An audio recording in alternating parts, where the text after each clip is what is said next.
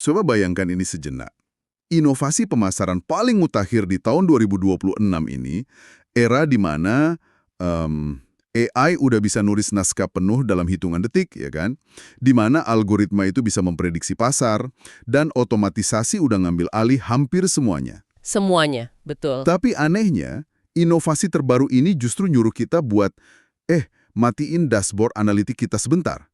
Kayak berbalik arah dan melihat kembali ke dalam pikiran manusia. Oke, mari kita urai hal ini sama-sama. Ya, ini emang terdengar sangat berlawanan dengan insting kita saat ini sih. Banget. Nah, hari ini kita akan melakukan penjelajahan mendalam dari setumpuk catatan dan teks tentang sebuah konsep yang benar-benar mendisrupsi cara kita berbisnis. Kita lagi bedah materi dari buku Marketing 7.0, A Guide for Thinking Marketers in the Age of AI, karya Philip Kotler, Hermawan Kartajaya, dan Iwan Setiawan. Buku yang sangat luar biasa. Dan inti dari semua materi ini adalah pergeseran radikal menuju apa yang mereka sebut mind-centric marketing. Dan untuk Anda yang mendengarkan, ya khususnya Anda yang bergelut di industri penerbitan, buku, atau literatur, ini tuh bukan sekedar teori bisnis di atas kertas. Sama sekali bukan. Ini lebih ke sebuah peta jalan, peta tentang bagaimana buku, gagasan, dan cerita yang Anda buat itu bisa bertahan hidup di tengah kepungan mesin. Dan yang perlu kita garis bawahi sejak awal di sesi ini bukanlah tentang menolak teknologi. Betul, kita nggak lagi disuruh jadi anti teknologi kan? Nah, persis. Kita semua tahu sejarahnya kok, bagaimana pemasaran itu berevolusi dari yang awalnya sekedar jualan produk massal di versi 1.0, Terus mulai merangkul kebutuhan konsumen di 2.0. dan puncaknya ya kita dibombardir sama era big data di 5.0 dan simulasi metaverse di fase 6.0. Benar-benar perjalanan yang panjang ya. Kayak kita tuh udah sampai di titik puncak kejenuhan teknologi. Tepat. Jadi pertanyaan besar yang diangkat oleh sumber materi kita hari ini adalah, apa yang terjadi setelah teknologi itu bukan lagi sebuah keunggulan kompetitif? Maksudnya kalau semua orang udah punya AI, terus apa? Wow, itu pertanyaan yang ngeri-ngeri sedap sih. Dan jawabannya lumayan mengejutkan. Di era di mana mesin bisa melakukan hampir apa saja, empati itu justru menjadi satu-satunya aset yang nggak bisa dikomoditisasi. Oke, tapi tunggu dulu. Saya mau sedikit bersikap kritis di sini, boleh ya? Silahkan, silahkan. Gini, saya kan ngelihat dashboard analitik penjualan, terus metrik klik, dan tren pasar tuh hampir tiap hari. Dan bukankah algoritma performance marketing zaman sekarang tuh udah gila banget presisinya? Oh, sangat presisi. Nggak ada yang membantah itu. Nah, maksud saya, kalau sistem kita udah bisa menargetkan iklan buku fiksi thriller langsung ke orang yang kebetulan baru aja beli novel misteri sejam yang lalu, mengapa kita mesti repot-repot mundur? Kenapa kita harus mikirin filosofi pikiran manusia lagi? Masuk akal. Terus kenapa materi dari Kotler ini justru memberikan kritik tajam ke obsesi kita sama optimasi klik? Bukannya klik itu yang bawa konversi? Karena gini, obsesi pada optimasi klik itu pada akhirnya menciptakan kebutaan strategis. Kebutaan strategis. Gimana tuh maksudnya? Saat Anda menyerahkan segalanya pada algoritma, Anda cuma melihat apa yang dilakukan orang. Algoritma ngasih tahu, oh si A ngeklik ini, si B beli itu. Tapi mesin nggak ngasih tahu mengapa mereka ngelakuin itu. Ah, iya juga ya. Nggak ada konteksnya. Betul.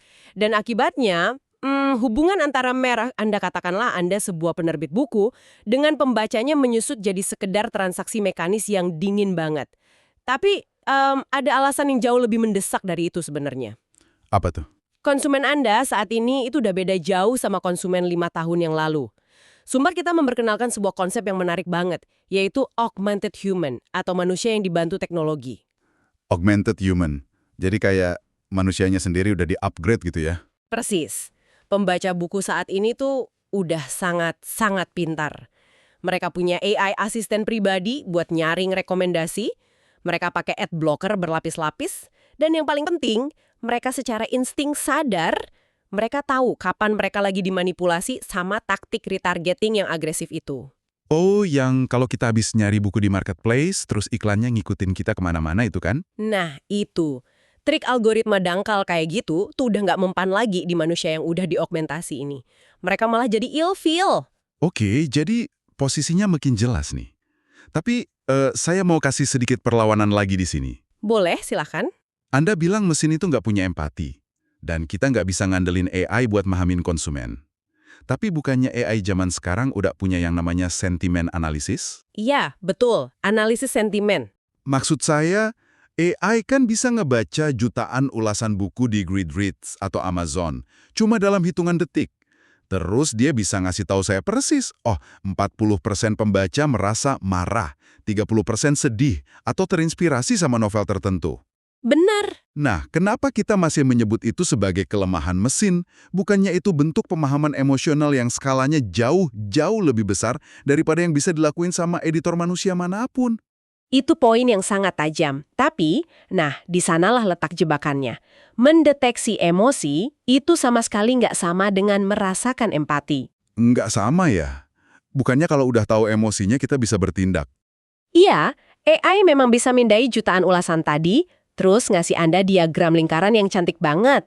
Diagram yang nunjukin, oh, 40% pembaca ngerasa bosen pas baca bab 3. Oke. AI itu mengenali pola kata-katanya. Dia tahu cara mengkategorikan sentimen. Tapi, AI itu nggak pernah merasa bosan. Nah, AI nggak tahu gimana rasanya lelah sepulang kerja, menyeduh teh panas, duduk ngebuka buku Anda, dan ngerasa dikhianati karena alur ceritanya ternyata lambat banget. wow, oke. Itu dua hal yang beda banget ya? Banget. AI cuma ngasih Anda data bahwa pembaca bosan, tapi dibutuhkan empati dari seorang manusia, seorang pemasar, seorang editor, untuk memahami mengapa kebosanan itu terjadi dalam konteks kehidupan nyata pembaca tersebut. Oh, saya paham sekarang. Mengidentifikasi gejala itu nggak sama dengan mendiagnosis akar masalahnya secara manusiawi ya. Tepat sekali. Anda tahu nggak? Saya tiba-tiba kepikiran satu analogi di kepala buat nyederhanain hubungan antara AI dan pikiran manusia dalam konteks materi yang lagi kita bedah ini. Wah, boleh. Gimana analoginya? Gini, AI itu kayaknya persis kayak cermin spion yang super canggih di sebuah mobil. Cermin spion, oke, lanjut. Iya, spion ini tuh ngerekam, memproses, dan memantulkan semua perilaku masa lalu konsumen kita dengan resolusi yang sangat sempurna. Dia tahu persis novel apa yang laku bulan lalu, kata kunci apa yang diklik kemarin. Betul, dia ahli sejarah yang hebat. Nah, tapi sebagus apapun cermin spion itu, dia kan nggak bisa ngelihat ke depan kan? Dia nggak bisa nerangin jalan gelap yang belum pernah kita lewati sebelumnya. Hanya intuisi, objektivitas, maksud saya kreativitas dan empati manusia lah yang bisa jadi lampu depan mobilnya. Itu analogi yang sangat indah dan sangat akurat dengan buku ini. Anda jelas nggak mungkin bisa ngemudi dengan aman di malam hari kalau Anda cuma natap kaca spion kan? Bisa nabrak pastinya. Nah, itulah inti dari mind-centric marketing yang diusulkan oleh Kotler dan rekan-rekannya di 7.0 ini. Ini adalah solusi untuk mengembalikan tahta kepikiran manusia. Jadi menempatkan manusia di kursi pengemudi lagi ya? Persis, AI itu alat analitik yang sangat berharga, dia spion Anda, tetapi keputusan strategis tentang kemana arah mobil ini mau pergi, pesan emosional apa yang harus disampaikan, itu harus digerakkan oleh pemahaman psikologis tentang manusia. Oke, filosofinya udah jelas banget. Teknologi itu alatnya, manusia itu strateginya. Tapi, mari kita bumikan hal ini. Mari kita bedah eksekusinya. Iya, gimana sih cara kita benar-benar mengeksekusi strategi ini? Karena jujur aja kalau kita cuma paham, oh kita butuh psikologi, tanpa tahu cara nerapinnya di lapangan, Cuma jadi teori doang kan? nah itu, ujung-ujungnya cuma jadi dokumen presentasi yang berdebu di laci penerbitan kita. Gimana seorang penerbit buku bisa bertindak sebagai lampu depan yang Anda sebutkan tadi? Untungnya sumber materi kita nggak ngebiarin kita meraba-raba dalam gelap. Mereka nguraikan elemen-elemen kunci buat mengeksekusi ini yang semuanya bermuara pada satu hal, gimana kita memetakan pikiran manusia. Oke, ada berapa elemen tuh? Ada 4 pilar utama. Mari kita mulai sama elemen pertama dulu, yaitu benar-benar membongkar psikologi manusia. Psikologi manusia? Maksudnya demografi gitu? Oh, bukan. Ini jauh melampaui sekedar membagi target pasar jadi demografi kayak wanita usia 20-30 tahun. Bukan itu. Ini tentang memahami bias kognitif yang memicu seseorang untuk bertindak atau membeli. Coba berikan saya contoh nyata, Ge. Gimana sih cara kita memetakan bias kognitif ini dalam keseharian kita? Katakanlah pas lagi ngejual buku. Gimana cara kerjanya di dalam otak pembaca? Oke, mari kita ambil contoh klasik. Fenomena stiker New York Times bestseller di sampul buku atau label terjual 1 juta eksemplar. Oh iya, stiker andalan semua penerbit tuh. Betul. Kalau kita ngelihatnya dari kacamata pemasaran lama, pemasaran produk, itu sekedar klaim popularitas kan, buat pamer aja. Ya, kayak buku gue laku nih. Nah, tapi dari kacamata mind-centric marketing 7.0, sebenarnya kita tuh lagi secara sadar memicu bias kognitif yang disebut bandwagon effect dan juga kebutuhan mendasar manusia akan keamanan psikologis atau psychological safety. Tunggu, keamanan psikologis dari sebuah stiker buku. Gimana ceritanya? Coba bayangin Anda lagi berdiri di toko buku. Anda ngeliat ada ratusan, bahkan ribuan judul di rak. Otak Anda tuh langsung ngalamin yang namanya kelelahan mengambil keputusan atau decision fatigue. Bener banget, kadang malah pusing sendiri milihnya. Dan secara evolusioner, otak manusia itu dirancang untuk selalu menghemat energi. Jadi saat mata Anda nangkep label bestseller, penerbit itu sebenarnya lagi berbisik ke otak reptil Anda. Berbisik bilang apa tuh? Bilang gini, tenang, jutaan orang lain udah memvalidasi buku ini kok. Kamu nggak bakal buang-buang waktu dan uangmu kalau milih yang ini. Wow, mind-blowing sih ini. Jadi kita tuh sebenarnya nggak lagi ngejual prestis dari stikernya ya. Kita lagi ngejual jalan pintas kognitif buat otak pembaca yang udah kecapean. Tepat, pemasar 7.0 itu nggak sekedar nempelin stiker mengkilap. Mereka secara aktif merekayasa rasa aman di tengah lautan pilihan. Gila, itu brilian banget. Lalu, gimana kalau kita hubungin pilar pertama ini dengan pemahaman data? Karena di industri penerbitan zaman sekarang, kita kan punya tumpukan data klik dari toko online tiap harinya. Iya, data e-commerce. Bukankah data itu seharusnya udah cukup buat ngasih tahu kita apa yang diinginkan otak pembaca? Nah, kalau kita hubungkan ini dengan gambaran besarnya, disinilah kita masuk ke elemen kunci yang kedua dari buku ini, Human-Driven Insights, atau wawasan yang digerakkan oleh manusia. Bedanya apa sama data biasa? Data itu hanyalah rekaman aktivitas. Cuma angka, sedangkan insight itu adalah penemuan makna di balik aktivitas tersebut. Makna di balik angka. Oke, bisa kasih contoh lagi? Boleh? Kalau Anda ngeliat dashboard analitik Anda hari ini, mungkin datanya nunjukin ada lonjakan pencarian untuk novel-novel fantasi yang ringan, kayak genre cozy fantasy gitu, dan pencariannya memuncak di tengah malam. Oke, tren pencarian tengah malam. Kalau pakai pendekatan pemasaran algoritmik 5.0, respons mesin pasti begini. Oke, cetak lebih banyak buku fantasi ringan, dan tayangkan iklan untuk audiens ini tepat jam 12 malam. Udah, selesai. Betul, dan jujur aja ya, itu yang bakal dilakuin sama 90% penerbit saat ini, itu masuk akal secara bisnis kan? Ada demand, ya kita kasih supply. Masuk akal secara transaksional, tapi sangat-sangat rapuh secara relasional. Merek Anda nggak nempel di hati mereka. Terus kalau pemasar 7.0 ngeresponsnya gimana? Pemasar 7.0 bakal ngegali insight manusianya. Mereka bakal nanya, mengapa orang tiba-tiba nyari fantasi yang ringan, yang minim konflik, di tengah malam buta? Kenapa ya? Susah tidur kali? Dengan empati, kita menyadari bahwa masyarakat itu mungkin sedang ngalamin kecemasan kolektif. Entah karena kondisi ekonomi yang lagi sulit, atau berita global yang tiap hari suram terus. Mereka butuh pelarian. Betul. Mereka nyari buku cozy fantasy itu bukan sekedar buat hiburan bacaan biasa. Buku itu fungsinya jadi mekanisme pelarian, escapism, dan jadi semacam selimut kenyamanan emosional di penghujung hari yang penuh tekanan. Wow. Ketika kita paham insight mendalam ini, cara kita memasarkan bukunya pasti berubah total ya? Berubah 180 derajat. Nah, disinilah ini jadi sangat menarik buat saya. Karena alih-alih kita bikin iklan yang bunyinya kaku, kayak beli novel fantasi terbaru kami dengan 300 halaman penuh sihir. Yang mana itu ngebosenin banget. Iya, kita bisa ngubah pesannya jadi sesuatu yang langsung nyentuh akar psikologisnya tadi.